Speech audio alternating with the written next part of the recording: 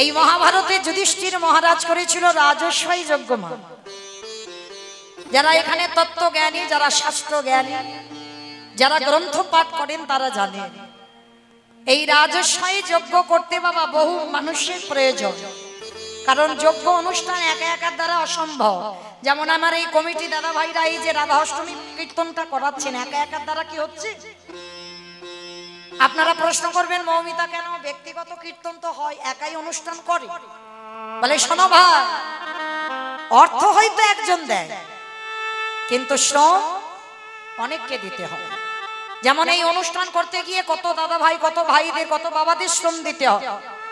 তো মহাভারতে যুধিষ্ঠির মহারাজ রাজস্বই যজ্ঞ করলো, আর সেই যজ্ঞে ভগবান কৃষ্ণ বর্তমান থেকে সবাইকে দায়িত্ব বুঝিয়ে দিল, সবাইকে একটা একটা করে কাজ বোঝাচ্ছে। আর যুধিষ্ঠির মহারাজ ডাক দিল, কৃষ্ণ কৃষ্ণ, তুমি তো সবাইকে দায়িত্ব দিচ্ছ, ও কৃষ্ণ তুমি নিজে কোনো দায়িত্ব নেবে না, নিজে কোনো কর্ম করবে না? ভগবান আমার একটু মুচকি হেসেছে, হেসে বলল, জানো যুধিষ্ঠির দাদা, আমি তো সবাইকে একটা করে কাজ দিয়েছি, আর আমি আমার জন্য আলাদা করে দুটো কর্ম ফেলে রেখেছি। সে কি, তুমি সবাইকে একটা করে কাজ দিচ্ছ আর তুমি তোমার নিজের বেলা দুটো কাজ? আচ্ছা কৃষ্ণ, তুমি কি কি কাজগুলো করবে একবার বলো তো দেখি। বলে, জানো দাদা, আমার প্রথম কর্ম হবে এই যজ্ঞে যত যত ভক্তরা আসবে, আমি কৃষ্ণ দয়াময় হয়ে সবার প্রথমে আমি নিজের হাতে তাদের চরণ যুগলাগে ধৌত করে চমকে উঠেছে। অসম্ভব কৃষ্ণ, এটা তুই কি বলছিস? কে কোন জাতের মানুষ আসবে জাতের ঠিক নেই, আর তুই সবার পা ধোবাবি? বলে, হ্যাঁ দাদা, এটা হবে আমার প্রথম কাজ। একটা কথা মনে রেখো মা, মানুষ জাতের বিচার করে কিন্তু আমার ভগবান জাতের বিচার করে না। কে হিন্দু, কে মুসলমান, পশু পাখি, কীট পতঙ্গ, দানব মানব, সবাইকে আমার ভগবান প্রেম দিয়েছে। আর প্রেম যদি না দিত, নবদ্বীপের মাটিতে মলয় চাঁদ কাজীকে উদ্ধার করতো না। যে জায়গাটা কাজী সাহেবের সম্পত্তি, সেটা এখন হয়ে গেছে বাবা মায়াপুর। ওটা ছিল মিয়াপুর, মানে মুসলমানের নাম অনুসারে মিয়াপুর ছিল, সেটা আমরা হিন্দুরা করে দিলাম বাবা মায়াপুর। তাহলে সেই কাজী সাহেবকে উদ্ধার করেছে। আপনারা যারা যাবেন মায়াপুর দেখবেন, ওই মায়াপুরের আগের স্টপেজে পড়ে না বামন পুকুর, ওই বামন পুকুরে আছে আজও সেই কাজী সাহেবের সমাধি। ওই মুসলমান, বিধর্মী মুসলমান কাজী কি করেছিল? হিন্দুদের হরিনামে বাধা দিত। যেখানে যেখানে হরিনাম হবে, যেখানে যেখানে কৃষ্ণ নাম হবে, খোল করতাল গিয়ে ভেঙে গুড়িয়ে দিত। করতালগুলো নিয়ে সুরধনী গঙ্গায় ভাসিয়ে দিত, খোলগুলো লাঠি দিয়ে ভেঙে দিত। সবাই কি আমার নিমাইয়ের কাছে নালিশ জানালো। আর আমার ভগবান তো কোনোদিন রেগে যায় না,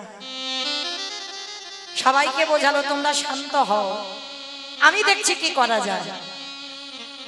পরের দিন কাজী সাহেব ঘুমিয়ে আছে বাবা,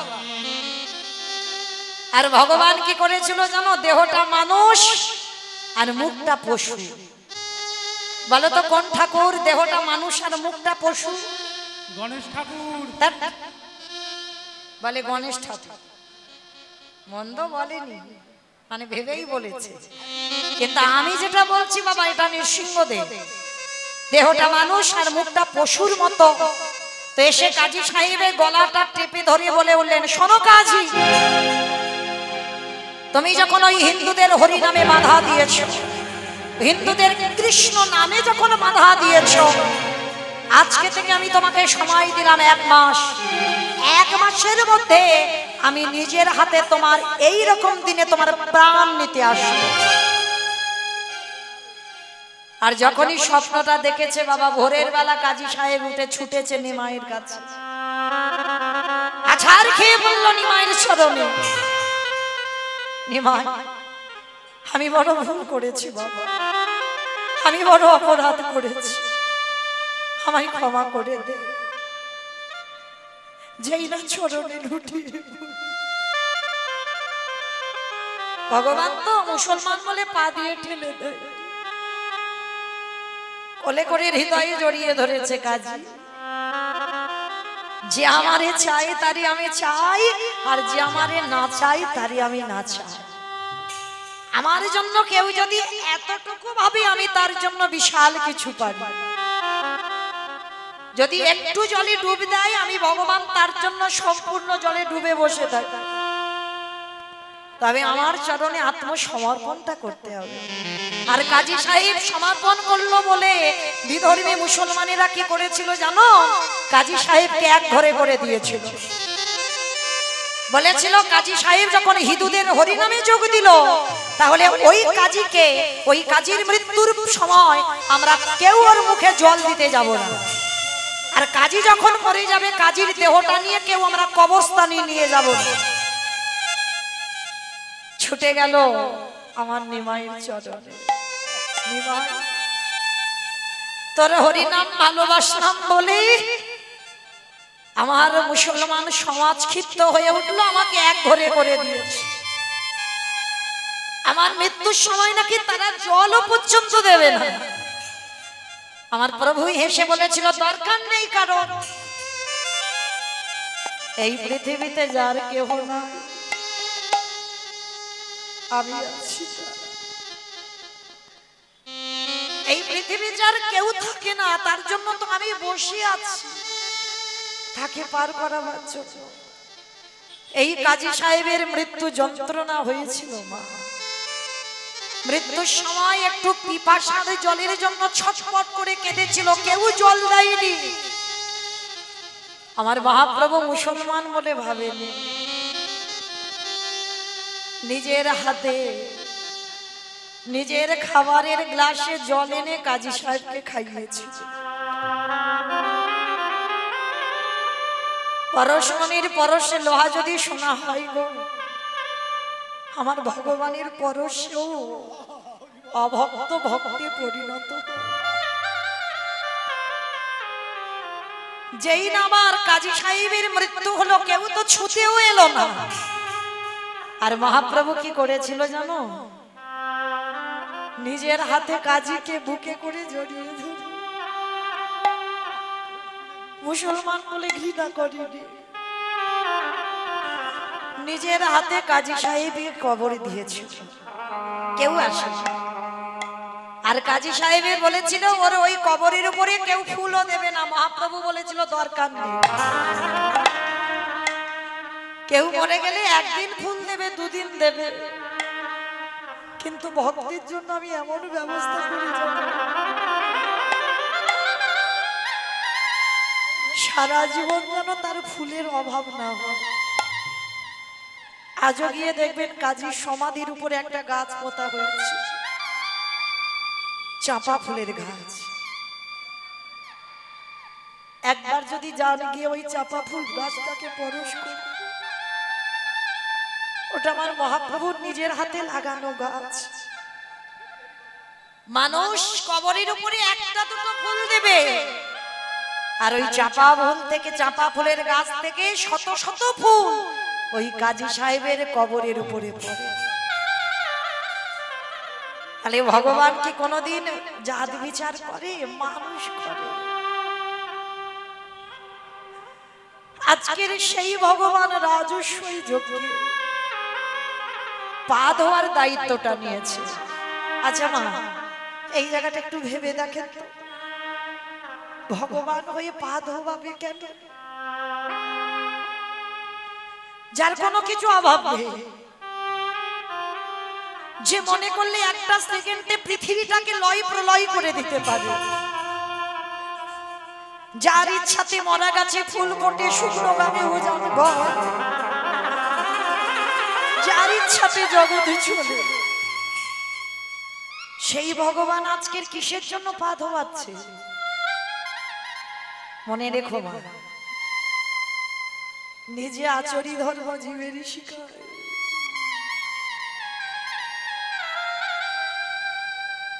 নিজে না করলে ধর্ম জীবকে শিখানো না যায়। আমি যদি আমার বাবা মাকে সম্মান না করি, আমার কথা শুনে বাবা কেউ শিখবে বলে কিছু মনে হয়? আমি যদি বৈষ্ণব দেখলে আমি যদি নত জানু না হই, আমাকে দেখে কেউ শিখবে বলে মনে হয়? আমি যদি সাধুগুরু বৈষ্ণব চরণে নত হই, তবেই আমাকে দেখে শিখবে। আমি কৃষ্ণ বলে কাঁদলে তবে জগতের জীব কাঁদবে।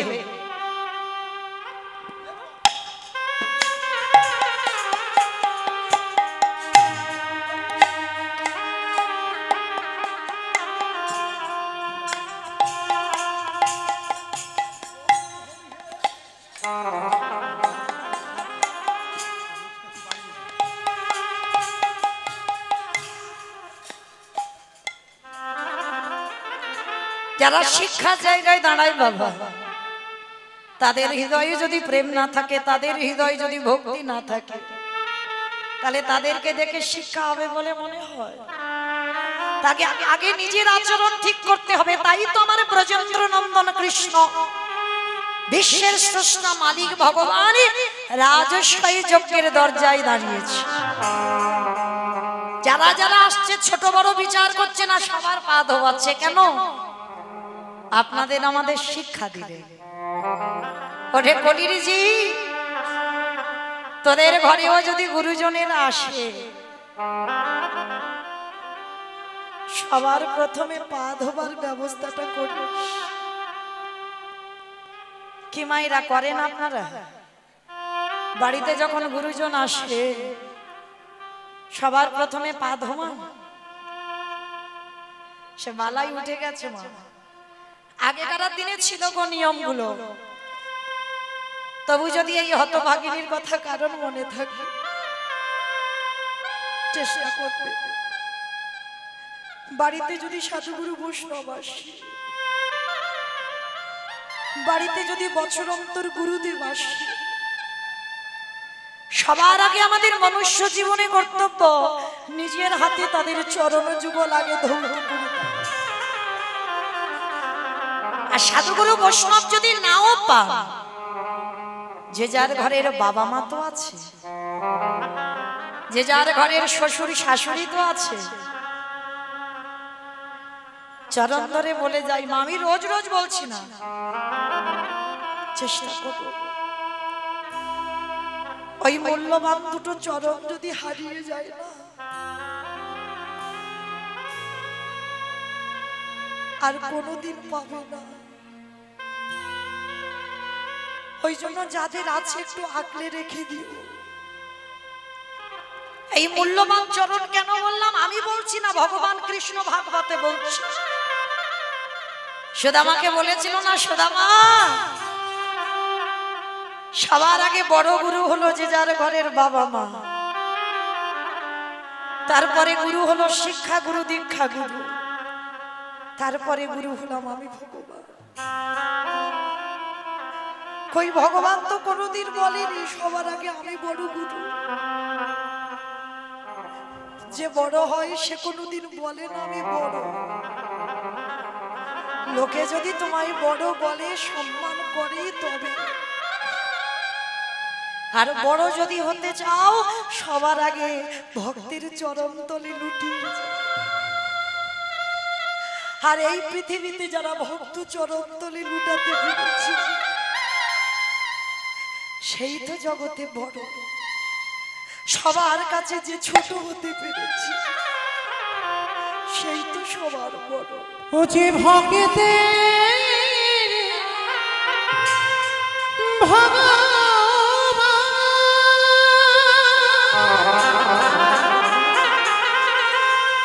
ও যে ভক্ত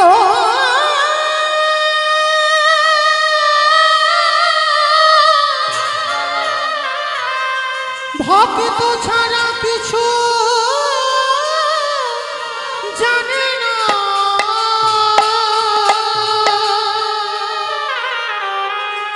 তাই তো যুগে যুগে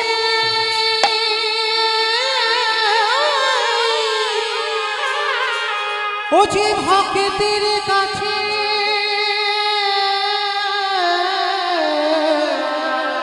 কাছে ছুটে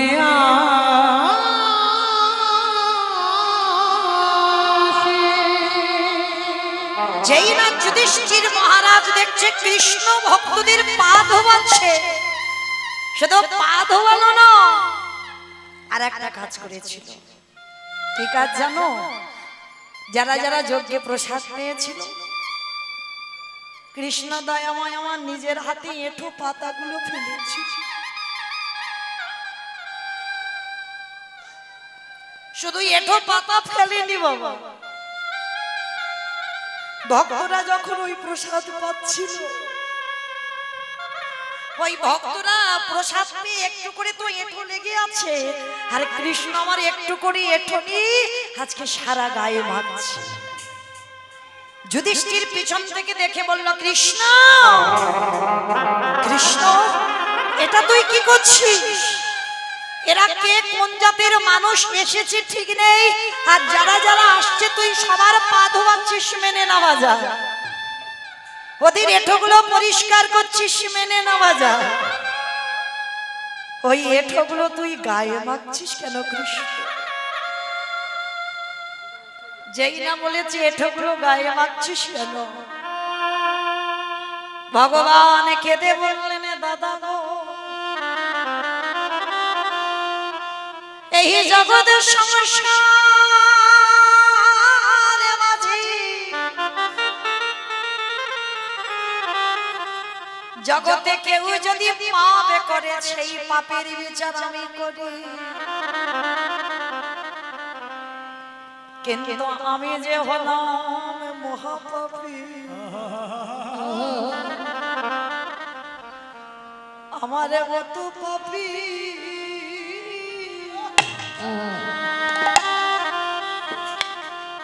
জগতে কেউ নাই। আমি যে সকলে জীবে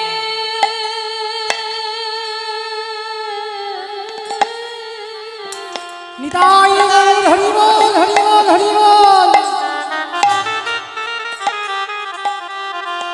আমি যে সকলে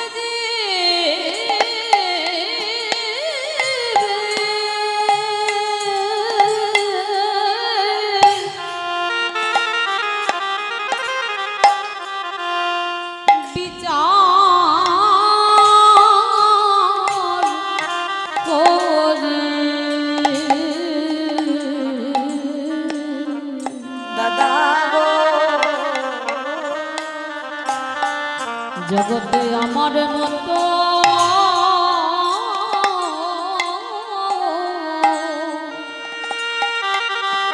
নানা পাপী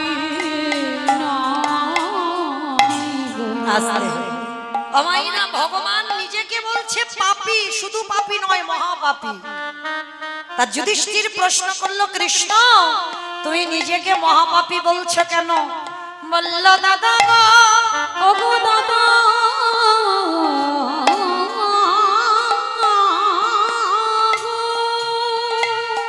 এই জগতের সংসার মাঝে, এই জগতের সংসার মাঝে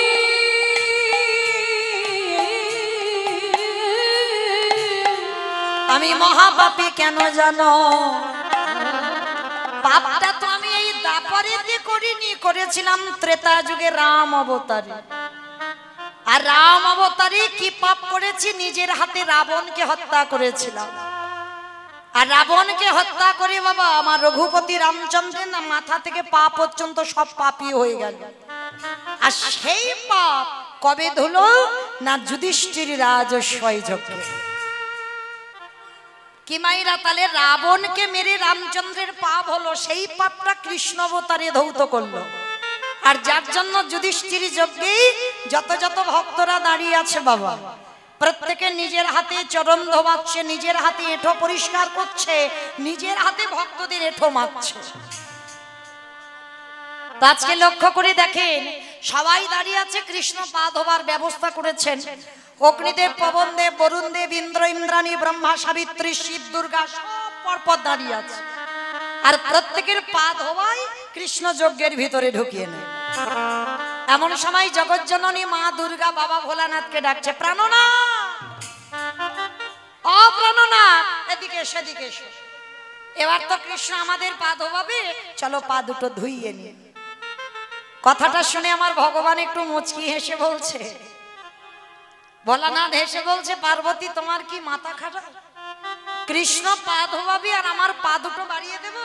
শোনো, তোমার যদি এত ধোয়াবার ইচ্ছে হয় তো তুমি লাইনে দাঁড়াও, কিন্তু আমার পা কৃষ্ণ কোনো মতেই আমায় ধোয়াতে পারবে না। আর এই কথা বলে ভোলানাথ লাইন থেকে বেলাইনে চলে গেছে।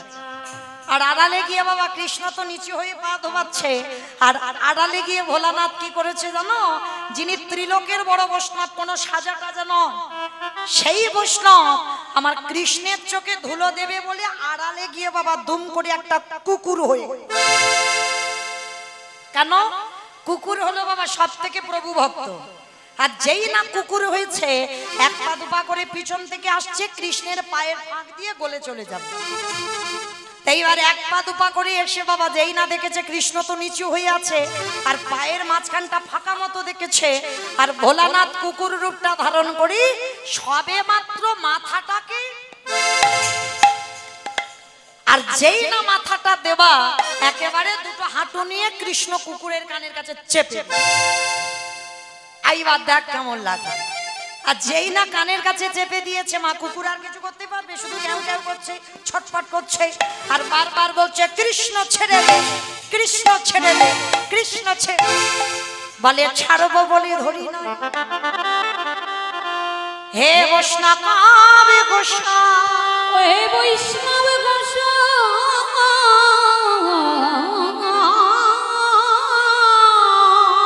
তোমার মতো বৈষ্ণবীর দুটো চরণ ধোয়ালে বোধহয় আমার জীবনে কম হতো। তাই তো কৃপা করে, করুণা করে আমার জন্য তুমি আরো এক্সট্রা দুটো জুড়ে দিয়েছো। আমা বুঝতে পেরেছো? মানে শিব ঠাকুরের কটা পা? দুটো পা। আর কুকুরের কটা পা? 4টে পা।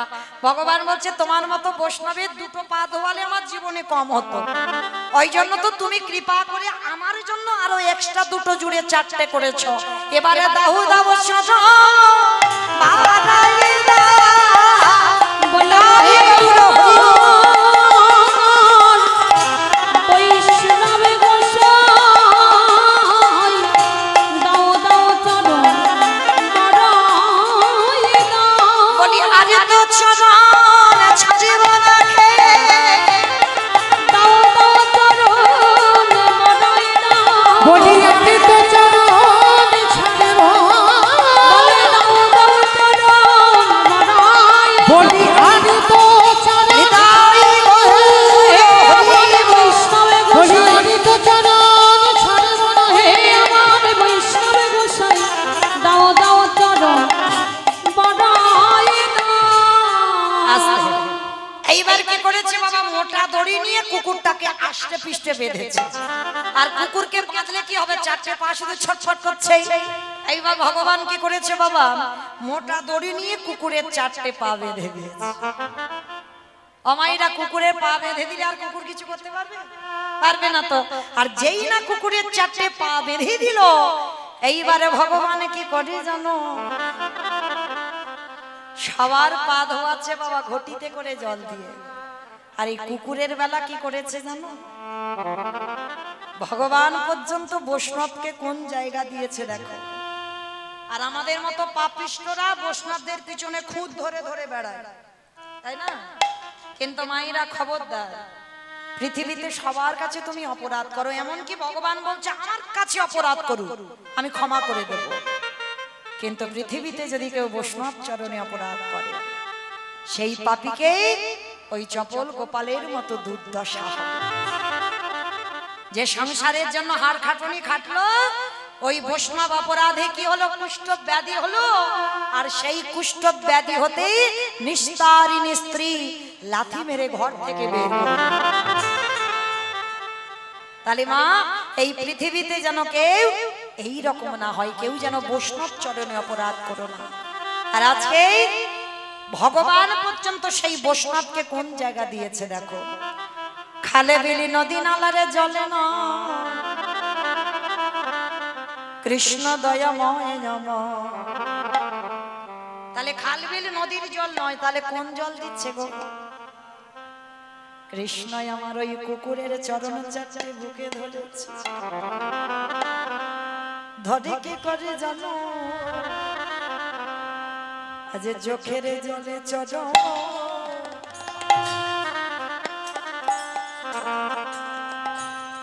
চরণ ধোয়া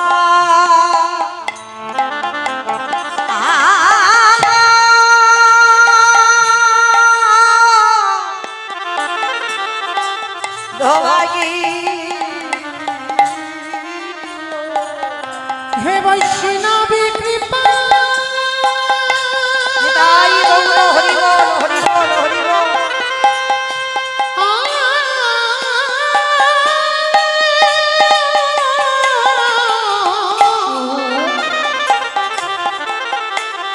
হে বৈষ্ণবী কৃপা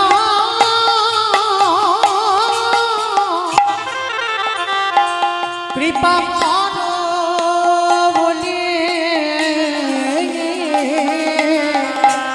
আজ চোখের জলে চরণ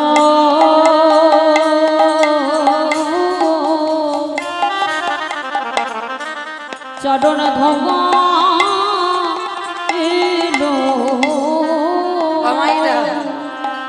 আমার ভগবান ওই একটা জায়গায় দুর্বল গো, কোথায় জানো? প্রকৃত ভক্তির চরণে। এই জগতে ভগবান বলেনি আমায় দামি দামি ফলের ডালা দাও, ভগবান বলেনি আমায় দামি দামি রজনীগন্ধার মালা দাও, ভগবান বলেনি আমায় দামি দামি পোশাকে সাজাও। ভগবান ভক্তের কাছে একটাই বস্তু চেয়েছে, অডে কলির জ্ঞানন্ধজি এই জগতে 24টা ঘন্টার ভিতর যদি একজন ভক্ত আমার চরণে বসে 5 মিনিটের জন্য, বেশি নয়, একবারে যদি কেউ কৃষ্ণ বলে কাঁদিতে পারে, একবারে যদি বলতে পারে কৃষ্ণ তোমার হলাম বলে,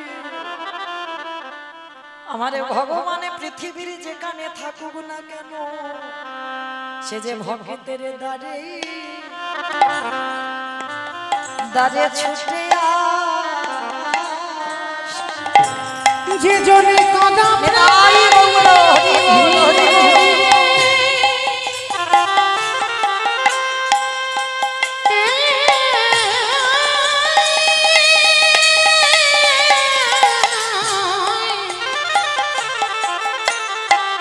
যে জনে কাঁদা প্রাণে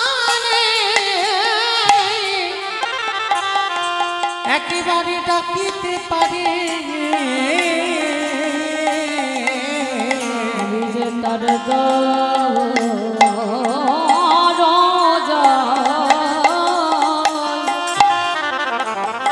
দরজায় ছুটে যাই গো।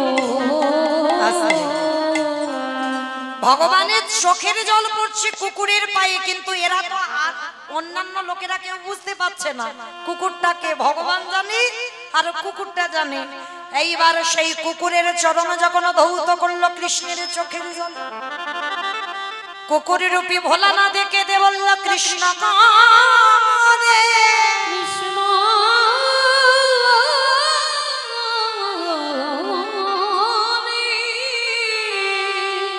আগত কলিকালে আমি আর শিব হব না। আমাইরা আমার প্রশ্নটা যেটা ছিল সেখানে আবার চলে এলাম। প্রশ্নটা কি ছিল? সত্যতে শিব, ত্রেতাতে শিব, দাপরে শিব, কিন্তু কলিতে শিব নয়। যিনি হয়েছেন অদ্বৈত আচার্য। এই যে আপনারা আমরা ঘটা করে শিব চতুর্দশী করে বাবার মাথায় জল ঢাললাম, শ্রাবণ মাসে একটা মাস জল ঢাললাম, প্রত্যেক সোমবারে 5টা সোমবার হলো জল দিলাম, কিন্তু মনে রেখো বাবা কলিযুগে নয়, বাবা এসেছি অদ্বৈত আচার্য গোসাই হয়ে। কেন? এই কেন এটাই হলো তার কারণ।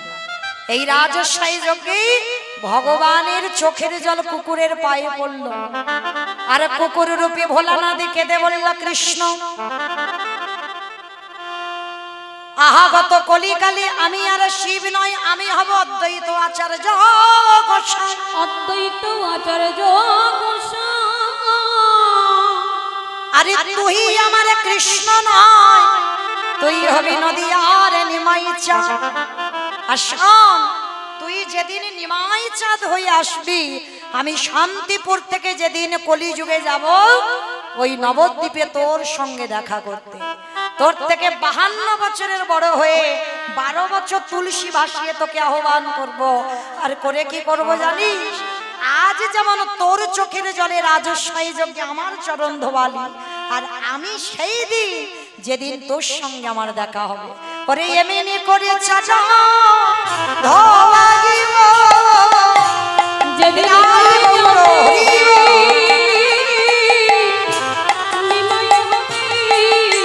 এমনি করে চরণ ধোয়াইব। তাহলে মায়েরা পরিষ্কার বোঝা গেল আজকে সেই অদ্বৈতের ডাকে কৃষ্ণ গৌর হয়ে এলো। আর এসে কি করছে জানো? কেহ বলি পুরবিতে রাবণ বধিলা, কেহ বলে পুরবিতে আমা উলু কই মাঠে মাঠে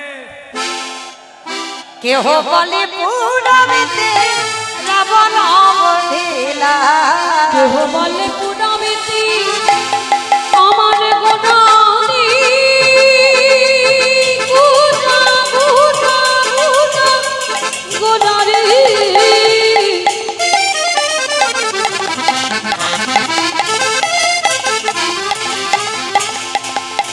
গোনা গোনা গোনা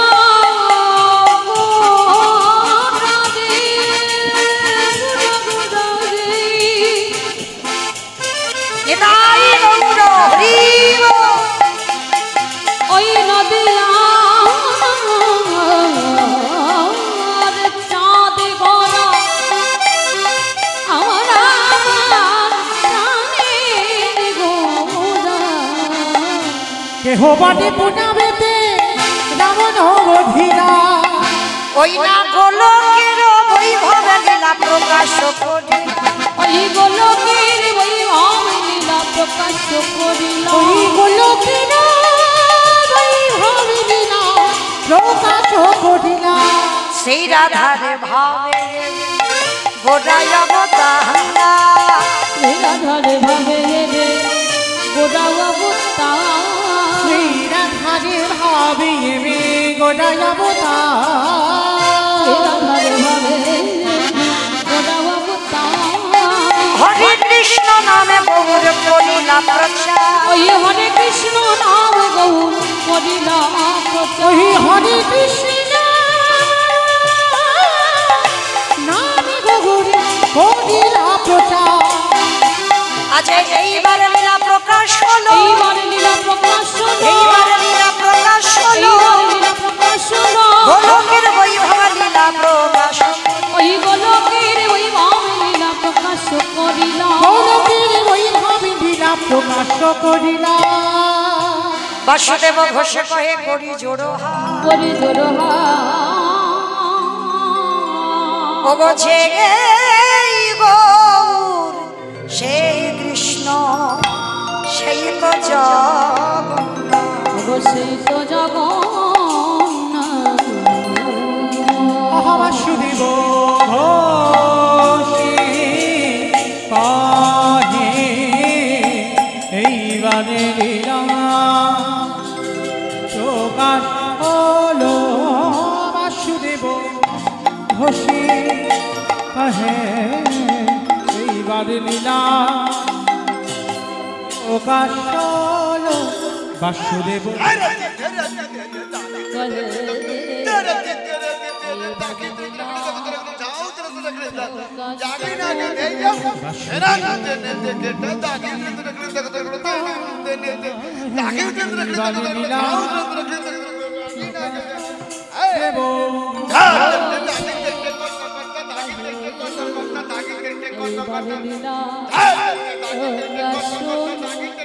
কর্তা লাগি দেখতে কর্তা লাগি দেখতে তাও তুই দেখলে জানি লাগে যেই লাগে লাগে ঘোষে কহে এইবার লীলা প্রকাশ হলো নিতাই গৌর প্রেমানন্দে হরি বল হরি বল হরি বল। প্রকাশ বাসুদেব ঘোষে কহে এইবার লীলা প্রকাশ লরে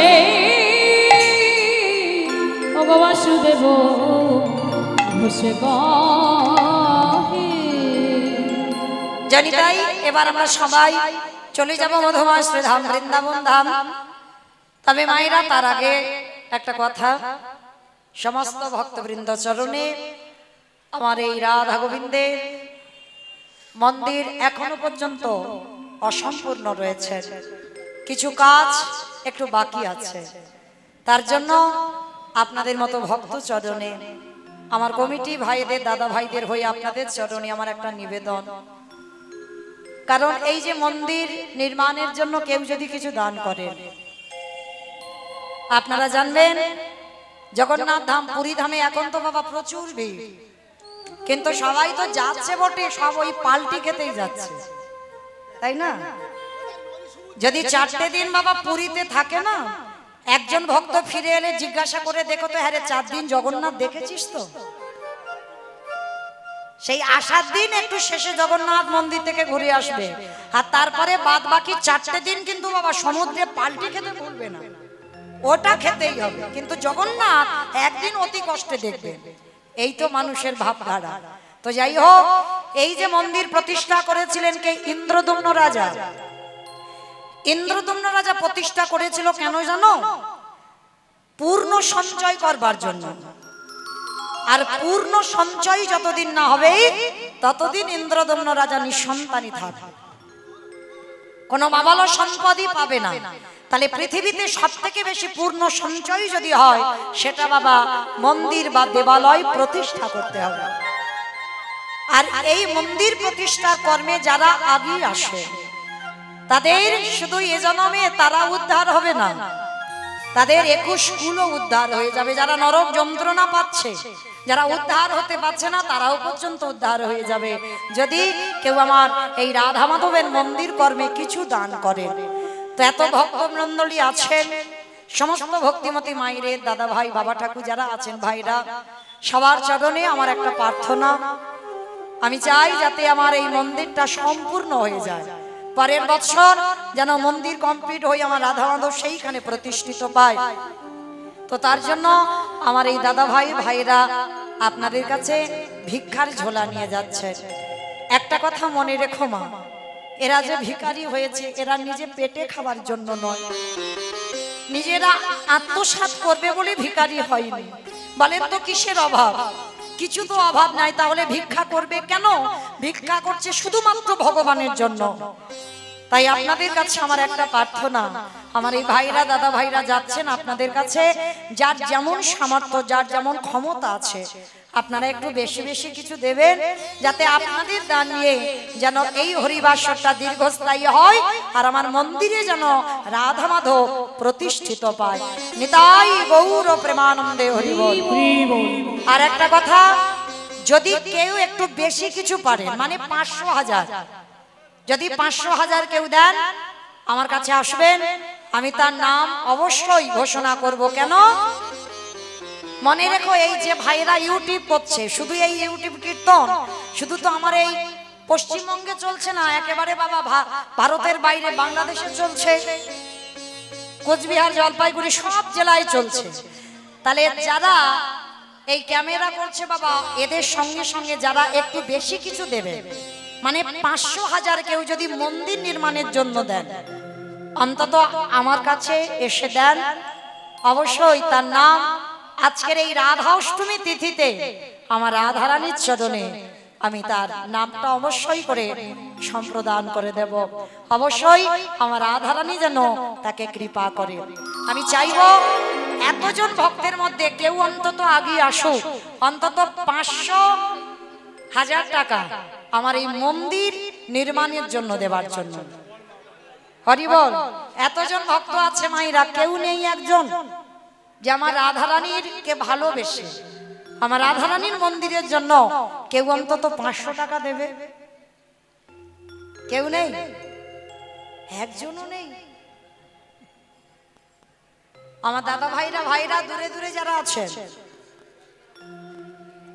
আচ্ছা ঠিক আছে, আমি এখনো আছি 9:30 পর্যন্ত, মানে একটু ভাবতে দিতে হবে তো, দেবো কি দেবো না, বার হবে কি হবে না, এটা একটু ভাবতে হবে। ঠিক আছে, আমি ভাবছি, সময় দিলাম 9:30 পর্যন্ত। 9:30টার ভিতরে যদি কেউ আমার রাধারানীকে ভালোবাসে, দিয়েছে মাতাজি দিয়েছে, কি নাম? বেশ, যাই হোক, পলাশ, যিনি প্রসাদ তৈরি করেছেন অরুণ পাল মহাশয়, তিনি 500 টাকা আমার রাধারানীর মন্দির নির্মাণের জন্য দিয়েছেন আজকে রাধা অষ্টমী তিথিতে। আর এক মা, কি নাম বললো জানো? পলাশ। যাই হোক, পলাশ দিয়েছে 500 টাকা আমার রাধারানীর আজ এই রাধা অষ্টমী তিথিতে রাধারানীকে ভালোবেসে তার মন্দির যাতে প্রতিষ্ঠিত হয় তার জন্য 500 টাকা দিয়েছেন আমার রাধারানী, যেন তাই সেই ভক্তের মনোবাসনা পূর্ণ করে দেন। নিতাই গৌর প্রেমানন্দে। মাইরা, আমার রাধারানীর কত কৃপাময়ী দেখো, আমি একটা 500 চেয়েছি, দুটো 500 এসেছে। হরি বল। আর কেউ নেই অন্তত 1000 টাকা দেওয়ার মতো? এইটা হলে আর বলবো না, মা কালীর দিব্যি বলছি, সত্যি বলছি, আর 1000 টাকা এলে আমি একবারও বলবো না। এগো, এদিকে তো অনেক বড় বড় ব্যবসায়ী আছে আমি জানি, তাহলে কারোর পকেট থেকে আমার মন্দিরের জন্য একটু বার হবে না? হ্যাঁ কি গো, এটা তো কাউকে দিচ্ছ না যে সে পেটে খাবে, কারণ মন্দিরের জন্য দিচ্ছ। এটা ভব পারে গিয়ে ওই 500 টাকার বদলে বাবা তোমার 5 লাখ টাকা কোনো না কোনো দিন আমার রাধারানী রিটার্ন দেবে। হরি বল হরি বল। তো যাই হোক, যদি কেউ পারে না, 9:30 পর্যন্ত রইলাম 1000 টাকার জন্য, কেমন? আমি 9:30 পর্যন্ত দাঁড়াবো, কিন্তু কেউ একজন আসবে আমার রাধারানীকে ভালোবেসে 1000 টাকা দেওয়ার জন্য। কারণ আমার এখন তো আমার মায়েদের কাছে টাকা থাকে, কি গো তোমরা কেউ উঠবে না? হ্যাঁ, এসো এসো এসো এসো। অবশ্যই এক ভাই এক চ্যানেল থেকে আসছে, যাই হোক খুব ভালোবাসার এরা। বলো নাম। আমার কাছে এসো। আমি ডাকছি তো, এসো। যাই হোক, এই যত ইউটিউব চলছে এদের সঙ্গে খুব আমার ভালোবাসাবাসী, খুব হিতাহিত। যাই হোক 30টা, যাই হোক 30টা ক্যামেরা। তো যাই হোক, এরাও যায় বহু জায়গায়, তো আমিও প্রত্যেকের কাছে একটু চাইবো অন্তত আমার কাছে এসে না দাও, আমার কমিটি দাদা ভাইদের কিছু না কিছু অন্তত দিয়ে যেও, কারণ তোমরা তো আমাদের কীর্তনগুলো ছেড়ে কিছু না কিছু পাবে। কি নাম, কি চ্যানেল? রাজু মন্ডল এআর কীর্তন। যাই হোক, এআর কীর্তন থেকে ভাই এসেছে আমার রাধারানীর রাধা অষ্টমী তিথিতে আমার রাধারানীর মনোবাসনা পূর্ণ করবার জন্য 1000 টাকা মন্দির নির্মাণের জন্য দিয়েছেন। প্রেম সে বলো নিতাই গৌর প্রেমানন্দে। যাই হোক, আরো চ্যানেল যেন বড় হয়, আমার রাধারানীর যদি কৃপা হয় অবশ্যই হবে। তো যাই হোক, আরো যারা যারা আছো প্রত্যেক চ্যানেলকে বলছি, তোমরা আমার এই দাদা ভাইদের মন্দির নির্মাণের জন্য কিছু অবশ্যই করে দিয়ে যাবেন। কেউ কিন্তু খালি হাতে কে চলে যাবে না এখান থেকে, প্রত্যেককে হাত জোড়ো করে আমার নিবেদন। কারণ আমার এই কীর্তন ছেড়ে বা আরো যেসব কীর্তনিয়ারা আছে প্রত্যেকের কীর্তন ছেড়ে কিছু না কিছু ওরা রোজগার করবে, তার জন্য সেই ভালোবাসার জন্য বলছি ওদেরকে কিছু দিয়ে যাবে, কেমন? নিতাই গৌর প্রেমানন্দে। হরি বল। মাইরা, তাহলে 500 চাইলাম হয়ে গেল, 1000 চাইলাম হয়ে গেল, আর 1500 হবে না? আর বলবো না, এইবার আমার মেরে তাড়া করবে। যাই হোক, যদি কেউ পারে আমার কাছে আসবে, কেমন? প্রেম সে বলো নিতাই গৌর প্রেমানন্দে। তো মাইরা, আজকে আমরা যাব বৃন্দাবন, তো তার আগে সবাই মিলে বলেন তো গৌর সুন্দরী কি, ধ্বনিটা হলো কি? এটাও জয়। আমি বললাম ধ্বনিটা হলো কি, এটা নাকি জয়? এইটা জয় নয়, মানে ধ্বনিটা হলো না, একটু প্রেম সে দিতে হবে। আর এত জোরে দাও, কত দূর যাবে? এদিকে গোবরডাঙ্গা, ওপারে হচ্ছে চলে যাবে কয়ালের মোড়। আমার গোবরডাঙ্গা যাবে, গোবরডাঙ্গা, হ্যাঁ। খিচুড়ি শুনে যায় না, আমার যা বললো তাই শুনলাম। আমি তো আর রাস্তাঘাট চিনে আসিনি, ও ড্রাইভিং করে এসেছে, ও ভালো জানে। খিচুড়ি শুনে গিয়ে পড়েছে তো ওই জন্য। ও যাই হোক তোমাইরা, তাহলে আজকে চলো, আজকে সবাই আমরা যাব বৃন্দাবন, আর একটা ভজন গাইতে গাইতে যাওয়া হোক, কেমন? একটা ভজন হবে তো? হবে, চলো। বেশ, এখন বাবা জগন্নাথ ধামে বহু ভক্তরা, আমার প্রভুজি বললেন একটু উড়িয়া ভজন শুনবে, কেমন? চলো আজকে আমরা একটা উড়িয়া ভজন হোক, কেমন? যেহেতু জগন্নাথ ধামে এখন অনেক ভক্তরা আছে, আর এই সময় একটু ভিড় হয়। চলো। কৃষ্ণ কানাইয়া রাম রামাইয়া বনমালিয়া ও লীলা চালিয়া। हो कृष्ण कन्हैया राम रमैया बनमालिया हो लीला चलिया। राम रमैया बोलो हरिया हो लीला चलिया। कृष्ण कन्हैया राम रमैया बनमालिया हो लीला चलिया। हरे कृष्ण कन्हैया राम रमैया बोलो हरिया हो लीला चलिया। कृष्ण कन्हैया राम रमैया बनमालिया लीला चलिया। अंदर को जप कृष्ण, अंदर को जप कृष्ण, हीरा बालू किया मोरो जगकालिया। ओ कृष्ण कन्हैया राम रमैया बनमालिया हो लीला चलिया। সত্য যুগ রে হেলা বামন, হেতায়ারে প্রভু রাম। তাপরি কৃষ্ণ বলি রে দাদা, দেখা দিও নারু ব্রহ্মা। শিখি চুরিয়া রাম ডলিয়া, শিখি চুরিয়া রাম ডলিয়া, রাস রসাইয়া ভাব ভরিয়া। ओ कृष्ण कन्हैया राम रमैया बनमालिया हो लीला चलिया। हरे कृष्ण कन्हैया राम रमैया बोलो मालिया वो लीला আস্তে। चलिया। বাবা, আমি আর আমার সম্প্রদায় যাচ্ছি, আর কেউ যাচ্ছে না, সবাই যাচ্ছি। একবার দেখি, কান মুলে বলছি, মাতালি দিব্যি বলবো না। সবাই হাত দুটো ধরে একবার। যারা বাইরে একটু দূরে আছো সবার চরণ ধরে নিবেদন, যারা চেয়ারে বসেছো সবাই একসঙ্গে দুটো পারে করতালি দিয়ে বলবো, কেমন? আরে কালিয়া রে, আরে কালিয়া। ओ आरे कालिया रे आरे कालिया। हो आगे कालिया रे, आगे कालिया, कालिया नानू बजाइया मीनू, खुशी चुकदम्ब मूले रे, रामाया धारो तिसे सुंदर, मन बजाइया बासी रे, कालिया नानू बजाइया मीनू, खुशी चुकदम्ब मूले रे, रामाया धारो तिसे सुंदर, मन बजाइया बासी रे।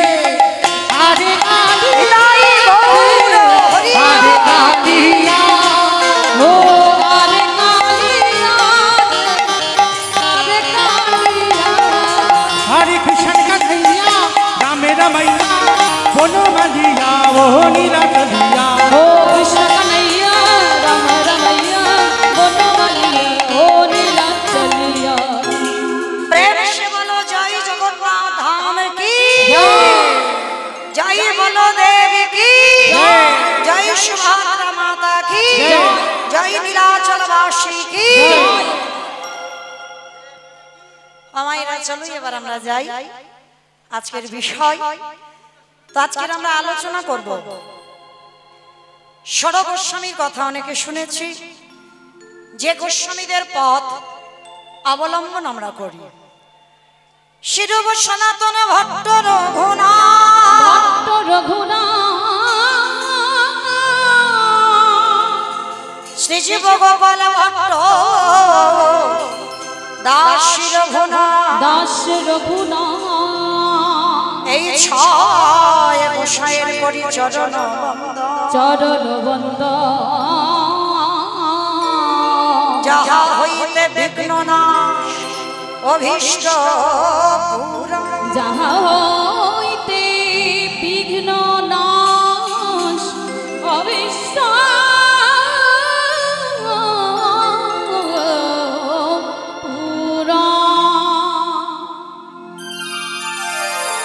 এই যে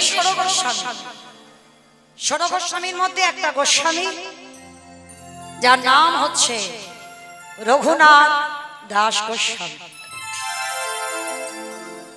আজকে আমরা এই রঘুনাথ দাস গোস্বামীর বৈরাগ্য, এই রঘুনাথের বৈরাগ্য আমরা আজকে আস্বাদন করব। আমাইরা ভজন কি করে করতে হয়, ভগবানকে কি করে ভালোবাসতে হয়, সংসারে থেকেও বৈরাগ্য পালন করা যায়। আর মনে রেখো মা, যতদিন না তোমার হৃদয়ে বৈরাগ্য ভাব আসছে ততদিন তুমি গৌর গোবিন্দ কৃপা পাবে না। এই বৈরাগ্য মানে কি মা, আস্তে কথা নয়, এবার একটু আমি বলি, একটু শুনবেন। বৈরাগ্য মানে বাবা সবকিছু ত্যাগ করে সন্ন্যাসী হয়ে চলে যাওয়া নয়, এটাকে বৈরাগ্য বলছে না। কারণ কলিযুগে সন্ন্যাস নিষিদ্ধ। তাহলে কিরকম বৈরাগ্য হতে হবে? বিষয়ে অনাসক্তি, মানে বিষয়ের প্রতি অনাসক্তি, মানে আসক্তি থাকবে না। কোন বিষয়? এই জায়গা জমি টাকা পয়সা সম্পত্তি, তোমার 3 তলা বাড়ি, এই বিষয়ের কথা বলছে না। এই কীর্তন বিষয়টা না খুব কঠিন বিষয়, সোজাভাবে নিলে হয় না। মনে রাখতে হবে তলিয়ে ভাবার নাম হচ্ছে তত্ত্ব। আর কীর্তন শুনতে যারা বসেছেন, যতক্ষণ না বাবা ভিতরে যাচ্ছেন কীর্তন শুনে সুখ পাবেন। এই যে বলছে বিষয়ে অনাসক্তি, মানে বিষয়ের প্রতি আসক্তি থাকবে না। আর সচরাচর আমরা সংসারী ভক্তরা কি বুঝবো? বিষয়ের প্রতি অনাসক্তি মানে বিষয়টা কি? টাকা পয়সা ধন সম্পদ, এটাই তো বিষয় বলে। মহাজনেরা বলছেন না, ও বিষয়ের কথা বলছে না। তাহলে কোন বিষয়? চোখের বিষয়, জিহ্বার বিষয়, কানের বিষয়, দেহের বিষয়, মনের বিষয়, এই বিষয়ের কথা বলছে। ভক্তি জগতে যারা নামবে সবার প্রথমে একটা কথা বলি দিমা, তাদের লালসা চলে যায়। লালসা মানে ভজন পথে যারা নেমেছে মা, লালসা চলে যাবে। যে রবিবার এলে সেই মাছ মাংস করে খেতে হবে, এটা তাদের থাকে না। যারা ভজন পথে নেমেছেন কোন রকমে বাবা একটু আলু সিদ্ধ অন্ন হলেই হয়ে যাবে। কলির মানুষ তো একটু অন্নগত প্রাণ, ওটা দিতেই হবে। মানে কোন রকমের দিন চলার মতো একটু আলু সিদ্ধ অন্ন হলে হয়ে যাবে। কোন বিষয়ের প্রতি যে আমি এটা খাবো, ওটা রান্না করব, সেটা রান্না করব, এইটা থাকবে না। হ্যাঁ করবে, তুমি জানো ভগবানের জন্য লালসাটা থাকবে। মানে আমি খাবো এই লালসাটা যেন না হয়, ওটা ভগবান পাবে। যেমন আজকে রাধা অষ্টমী তিথিতে অনেক ভক্তরা অনেক অনেক কিছু করে দিয়েছে। কি গো, রাধারানীর বার্থডে কেকটা করেছে তো? করেছে? কতজন করেছে? একবার হাতটা তোলো। করেনি? ছেলের করবে, ছেলের। হ্যাঁ, ছেলে মেয়ের যদি বার্থডে হতো, বড় একটা কেক এনে মোমবাতি জেলে বেলুন টেলুন ফাটিয়ে কত কি ধুমধাম হতো, তাই না?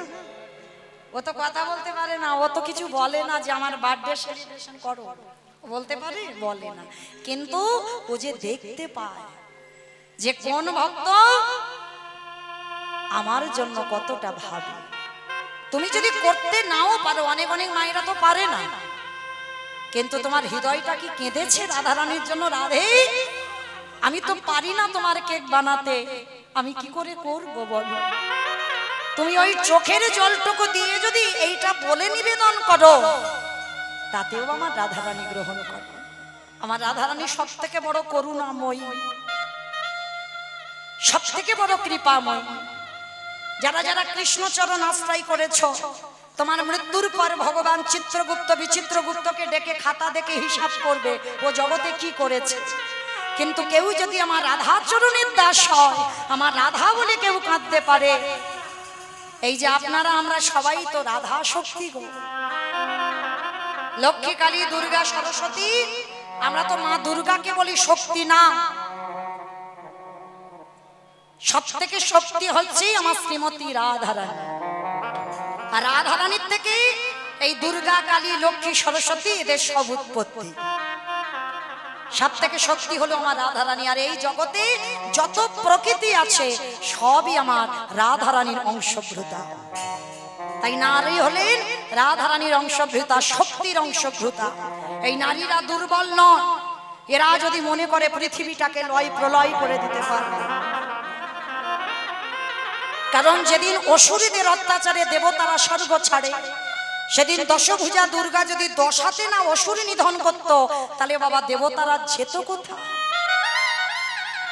এই নারী কেউ যদি মনে করে শুধু ভোগের সম্পদ না, এরা ভোগ নয়, নারী সাধনা, নারী আরাধনার, নারী ভজনা। দেখেন সেই বিল্লমঙ্গল একজন পতিতার চরণ ভজন করে পেয়ে গেল না গোবিন্দ চরণ। চণ্ডী ঠাকুর রানী রজকিনীর চরণ ভজন করে পেয়ে গেল গোবিন্দ চরণ। জয়দেব গোস্বামী মা পদ্মাবতীর চরণ সেবা করে পেয়ে গেল রাধা মাধবের চরণ। ভুরি ভুরি প্রমাণ হয়ে গেল। তাহলে নারী ভোগের নয়, নারী সাধনা করতে হয়, নারীর চরণ ধরে আরাধনা করতে হয়, তাহলেই তুমি অচিরে কৃষ্ণ পেয়ে যাবে। কারণ আমরা সবাই প্রত্যেকে যত প্রকৃতি আছে আমার রাধারানীর শক্তি আমরা। তো আজকে লক্ষ্য করে দেখেন, এই যেদিন তোমার এই জিহ্বার প্রতি কোনো লালসা থাকবে না, সেদিন জানবে তোমার জিহ্বার বৈরাগ্য হয়ে গেল। কর্ণ আজে বাজে কথা শুনবে না, কোথায় ভাগবত হচ্ছে, কোথায় হরি কথা হচ্ছে, কোথায় পাঠ হচ্ছে, সেই দিকে কান ধাবিত হবে। তাহলেই জানবে তোমার কানের বৈরাগ্য হয়ে গেল। যেদিন চোখ শুধু গোবিন্দ চরণ, সাধুগুরু বৈষ্ণব ছাড়া আর কিছু দেখবে না, ভক্ত চরণ ছাড়া আর কিছু দেখবে না, সেদিন জানবে তোমার চোখের বৈরাগ্য হয়ে গেল। যেদিন তোমাকে কে নারী পরশ করলো না, পুরুষ পরশ করলো, তুমি তোমার মধ্যে কোনো অনুভূতি হবে না, সেদিন জানবে তোমার দেহের বৈরাগ্য হয়ে গেল। আর যেদিন তোমার মন সব চিন্তা থেকে দূরীভূত, সব শুধু একটাই চিন্তা, আমি কি তারে পাবো না, যেটা আজকে রঘুনাথের এসেছে জন্ম থেকে, তার একটাই কথা, আমি কি তারে পাবো না। এই যে রঘুনাথ এর এসেছিল বাবা ছোটবেলা থেকে। আর যেদিন এই আজকের দিনটা চিন্তা আজকের করো, কালকের কি খাবো, কালকের কি হবে, ওই চিন্তা করবে না। ওই চিন্তা নিলে তোমার জীবনে বৈরাগ্য ভাব আসবে। আজকের চিন্তা তুমি আজকের করবে, তাহলে দেখবে বাবা তোমার মনেরও বৈরাগ্য হয়ে গেল। তাহলে এইভাবে যদি চলতে পারো, তোমার সংসারে থেকে তোমার অনাসক্তি আসবে, আর তাহলেই তোমার অচিরে কৃষ্ণ প্রাপ্তি হয়ে যাবে। তো এই যে রঘুনাথ, এই রঘুনাথের চরিত্র আজকের আমরা শ্রবণ করব। এই রঘুনাথের বাড়ি ছিল হুগলি জেলায় আদি সপ্তগ্রাম। আদি সপ্তগ্রাম। বাবা ছিল গোবর্ধন দাস, আর মা ছিল, মায়ের নামটা পাওয়া যায়নি মা এখনো। আর জ্যাঠামশাই ছিল হিরণ্য দাস। এদের দুই ভাই, এই গোবর্ধন আর হিরণ্য, এদের দুই ভাইয়ের এমনই চরিত্র ছিল, যেমন রামের কথা বললে যেমন লক্ষণের কথা আপনি থেকে এসে যায়, ঠিক সেই রকম গোবর্ধনের কথা বললে হিরণ্যের কথা এসে যায়, আর হিরণ্যের কথা বললে গোবর্ধনের কথা এসে যায়। মানে দুই ভাই, এদের জুটিটা এমনই ছিল মা, কোনো জায়গা জমি মাপামাপি নয়, মারামারি নয়, লাঠালাঠি নয়, কাটাকাটি নয় আমাদের মতো। মানে যেখানে যা কিছু করত দুই ভাই। কিন্তু জানো মা, এদের অতুল সম্পত্তি ছিল, কিন্তু এদের জীবনে একটাই কষ্ট ছিল। কি কষ্ট বলো তো? পৃথিবীতে যদি মা কোনো নারী সব সুখ থাকে, সোনা দানা টাকা পয়সার কিছু অভাব নাই, কিন্তু বাবা যদি তোমার মা বলা সন্তান এই বংশে না থাকে, মা মৃত্যুর আগের দিন পর্যন্ত কাঁদে। তো গোবর্ধন দাস আর হিরণ্য দাস দুই ভাই মনে মনে চিন্তা করলো যে আমার এত সম্পত্তি দেখভাল করবে কে, আমার বংশে তো কারুর দরকার। তার জন্য এক জায়গায় গিয়ে মানত করেছিল।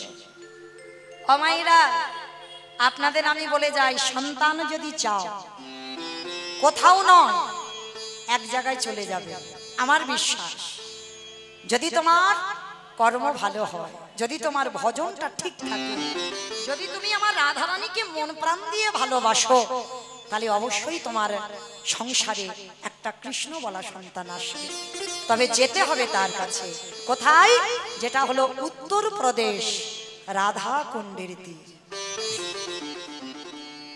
অনেক ডাক্তার বৈদ্য কবিরাজ করে বেড়াচ্ছ, কিন্তু একটা সন্তান পাচ্ছ না।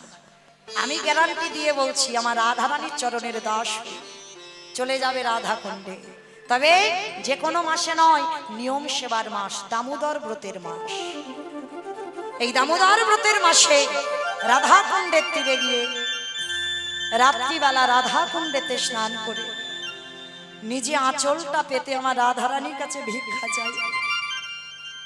রাধা, তুমি যদি করুণাময়ী হও, তুমি যদি কৃপাময়ী হও, রাধে আমার বংশে তোমার সেবার জন্য, তোমার চরণের দাসী হওয়ার জন্য আমার বংশে একটা কৃষ্ণগলা পাখি দিও। যদি নয়ন জলে তার চরণ ভাসিয়ে বলতে পারো না, আমার বিশ্বাস তোমার কৃপা হবেই হবে। যারা সব তীর্থে যেতে পারো না, একবার রাধা কুণ্ডে স্নান করবে। কারণ আমাদের দ্বারা বাবা একটু অর্থেরও তো দরকার সব তীর্থে স্নান করতে গেলে। পৃথিবীতে তো কম তীর্থ নেই, অত অত তীর্থে যাওয়ার অনেকের সময় নেই, অনেকের কর্মজীবী আমরা পারি না, অনেকে অর্থের অভাবে পারি না। কিন্তু একটা জায়গায় গিয়ে যদি স্নান করো, সব তীর্থ ওই একটা জায়গায় পাওয়া যায়, যেটা রাধা কুণ্ডের তীর। বাবা এসব অনেক কাহিনী আছে, এ কাহিনী বলতে গেলে শেষ হবে না। আমার 9:30 পর্যন্ত আয়ু আছে। যাই হোক, আজকে সেই রাধা কুণ্ডে মানত করে এলো। আর যেই না মানত করে এসেছে, আমার রাধারানী এত কৃপাময়ী। হিরণ্য দাসের ঔরস নয়, গোবর্ধন দাসের ঔরসে জন্ম নিয়েছিল ওই আদি সপ্তগ্রামে এক রাধারানীর সেবিকা, যার নাম হচ্ছে রঘুনাথ দাস। তবে মায়েরা একটা কথা মনে রেখো, ভজন করলে হবে না, ভজনটা যেন তোমার গোপী ভাবে হয়। রাধারানীর চরণের দাস হতে গেলে তোমাকে পুরুষ ভাব রাখলে হবে না। কি গো মায়েরা, এখানে আপনারা দেখতে পাচ্ছেন এই যে ভাইরা, এরা পুরুষ? ভুল কথা, এরা কেউ পুরুষ নয়, সবাই আমরা প্রকৃতি, সবাই নারী। পুরুষ তো একজন, যিনি হলেন অনাদিরাদি গোবিন্দ। এই প্রশ্নটা মীরাবাই সনাতন গোস্বামীকে বলেছিল। যখন মীরাবাই সনাতন গোস্বামীর সঙ্গে দেখা করতে গিয়েছিল না, সনাতন গোস্বামী বলেছিল আমি নারী বদন দেখি না। তখন মীরা প্রশ্ন করেছিল, কে পুরুষ? পুরুষ তো আমার একজন, তিনি হলেন আমার বৃন্দাবন চাঁদ, যিনি হলেন আমার ব্রজেন্দ্র নন্দন কৃষ্ণ। আর যারা আছে সবাই আমরা প্রকৃতি। তাহলে কিসের পুরুষত্বের বড়াই করো? সেই মীরাবাইয়ের কথা শুনে আমার সনাতন গোস্বামীর চৈতন্য ফিরে গেল, একটা নারীর কথা। তাহলে আজকে এই সেবা করতে গেলে গোপী ভাব রাখতে হবে। যখন পূজায় বসবে, যেসব দাদা ভাইরা পূজা করো, যখন পূজায় বসবে, তখন পূজায় বসে তোমার নিজে যে আমি পুরুষ, এইটা ভুলে যেতে হবে। আমি নারী, আমি আমার রাধারানীর চরণের দাস, আমি রাধারানীর চরণের সেবিকা হতে চাই। আর এই মনোভাব নিয়ে যদি তুমি সেবা পূজায় বসো, তোমার কৃষ্ণ প্রাপ্তি হয়ে যাবে। তুমি যত বড় পাপী হও, যত বড় অপরাধী হও। তো আজকে এই রঘুনাথ দাস জন্ম নেওয়ার পর থেকে বৈরাগ্য ভাব, তার কোনো কিছু খেলা ভালো লাগে না, সর্বদা কৃষ্ণ নামে পাগল। যেখানে হয় হরি কথা কৃষ্ণ কথা সেখানে রঘুনাথ চলে যায়। যেখানে সাধুগুরু বৈষ্ণবরা আসে রঘুনাথ ছোটবেলা থেকে হামাগুড়ি দিয়ে সেই দিকে চলে যায়। আর রঘুনাথ ছোটবেলা থেকে সে একটাই খেলা খেলে। কি খেলে জানো? রাধা কৃষ্ণ সেবিব জীবনে রাধা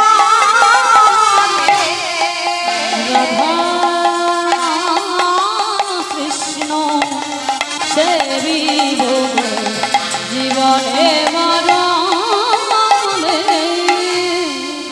যে স্নানে লীলা করে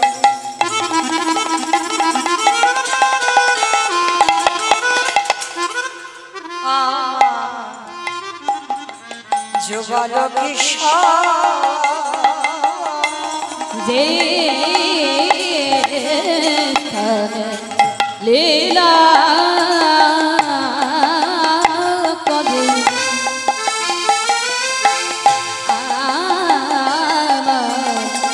যুগল কিশোর আজ সখীর সঙ্গিনী হইয়া আমি সখীর সঙ্গিনী হইয়া আজ তাহে রাধা কৃষ্ণ সেবিব জীবনে মরণে রাধা কৃষ্ণ সেবিব জীবনে মরণে আজ বৃন্দাবনে নিত্য নিত্য গোটা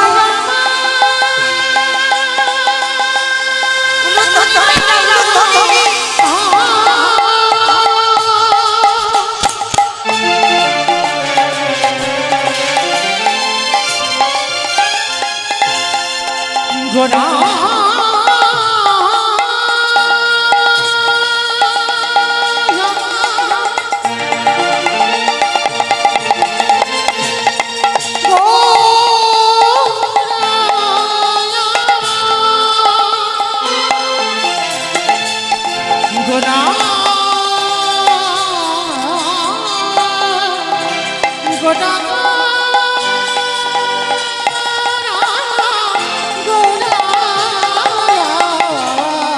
বৃন্দাবনে নিত্য নিত্য আহা যুগল বিনা আরে খোলা খোলায় সদা ননদ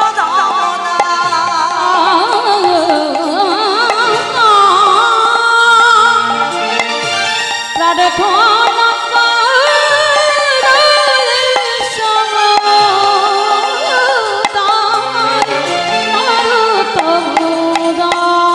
আমি ওই চরণে শরণে নিলাম নানা আমায় চরণে ছাড়া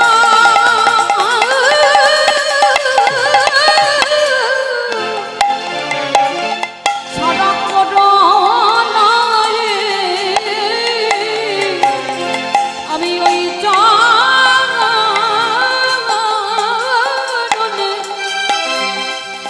এই যে শরণ নিলাম।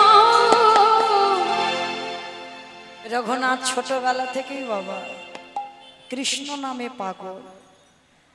বাবা জ্যাঠা মনে মনে স্থির করলো যে ছেলেটাকে পাঠশালায় ভর্তি করতে হবে। আমাইরা এই জায়গাটা একটু মন দিয়ে শোনেন। হরি বল। ছেলেটাকে পাঠশালায় ভর্তি করতে হবে। ভর্তিও করলো, যার নাম হচ্ছে বলদেব আচার্য। আর বলদেব আচার্যের কাছে যেই না রঘুনাথকে নিয়ে গেছে, বলদেব আচার্য রেগে গেছে, অসম্ভব, বড় লোকের ছেলেরা একটু খামখেয়ালি হয়। কি মাইরা ভুল বললাম? ওদের একটু জেদ বেশি হয়, যখন যেটা চাইবে সেটাই দিতে হবে।